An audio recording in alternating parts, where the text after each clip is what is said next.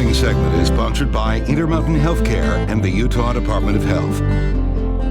You've possibly heard a pregnant woman say, "My baby is breech," but what exactly does that mean? Holly Menino explains. A breech presentation is when the baby is coming into the pelvis either feet first or bottom first instead of being head first.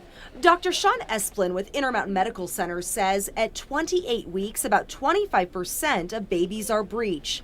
That number drops to 15% at 32 weeks. If your baby is still breech at the time you get to 37 weeks, then we probably need to try and change that position. And that happens 3 to 4% of the time. One option is to have your provider try and turn the baby using a procedure called an external cephalic version. So you try to lift its bottom or its feet out of the maternal pelvis and then push on the head to try to make it do a somersault. This works about 60 to 70% of the time. If it doesn't, the next step is to discuss possible delivery options. Babies can deliver vaginally from the breech presentation, but it's just a little bit more traumatic for them. Studies show breech babies have better outcomes and are less likely to end up in the NICU when delivered by C-section. And in this situation, the risk to the baby is high enough that it kind of outweighs the risk of doing a cesarean section to the mom.